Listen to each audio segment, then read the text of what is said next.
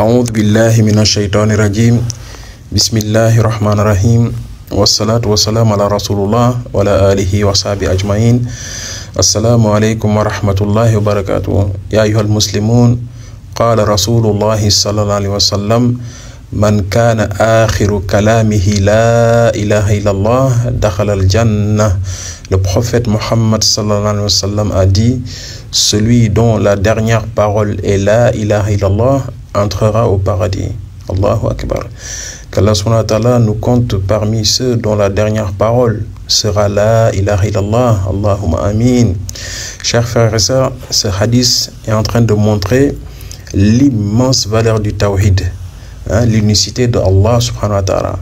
Le fait d'adorer Allah subhanahu wa ta'ala seul, sans absolument rien lui associer. On n'adore pas un prophète, on n'adore pas un ange, on n'adore pas un devin, on n'adore pas un marabout, on n'adore pas une étoile, etc. Mais l'adoration entière est destinée à qui? À Allah subhanahu wa ta'ala, le tawhid. Et donc c'est ça la clé du paradis pour celui qui meurt en prononçant en fait cette parole. Celui qui meurt en prononçant cette dernière parole, il entrera au paradis. Le jour où l'ange de la mort, Malak al-Maut, se présentera à nous et qu'on parvient à dire cette dernière parole, Alhamdulillah, ça c'est un signe de bonne fin. Husn al-Khatim, c'est un signe de bonne fin. Allahu Akbar. Chers frères et sœurs, le prophète Mohammed sallallahu alayhi wa sallam a dit que la meilleure parole qu'il ait dit, ainsi que les prophètes qui l'ont précédé, et la parole la ilaha illallah. C'est la plus noble des invocations et la plus lourde sur la balance des œuvres. Le prophète Mohammed sallallahu alayhi wa sallam nous a dit d'ailleurs que la foi comporte plus de 70 branches, 70.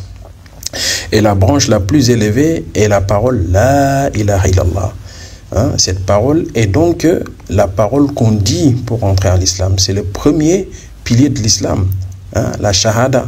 On ne peut pas devenir un musulman sans attester qu'il n'y a aucune divinité qui mérite d'être adorée dans le vrai, à l'exception de Allah subhanahu wa ta'ala. Donc, chers frères et sœurs, la question aujourd'hui est de savoir comment faire pour faire partie de ceux dont la dernière parole est la ilaha illallah.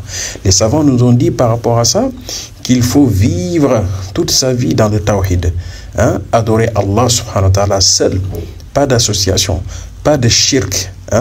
Il faut donc être dans l'unicité absolue, le tawhid, dans ses adorations pour espérer, Inch'Allah, faire partie de ceux qui diront la ilaha illallah au moment où notre âme sortira.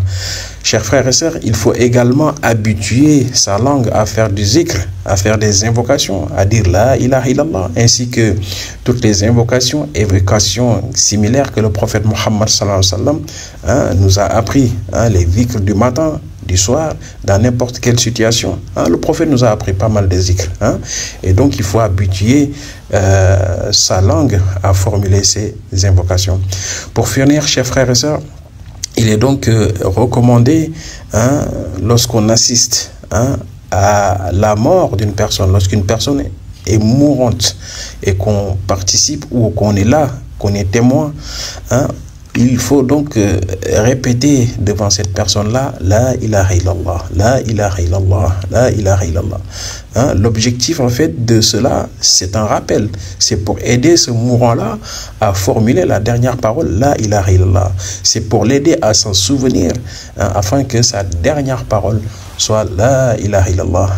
Ya Rabbal Alamin, nous te demandons de nous compter parmi ceux dont la dernière parole est la ilaha illallah. Wa sallallahu barik ala sayyidina Muhammadin wa ala alihi wa ashabi ajma'in. Assalamu alaikum wa rahmatullahi wa barakatuh.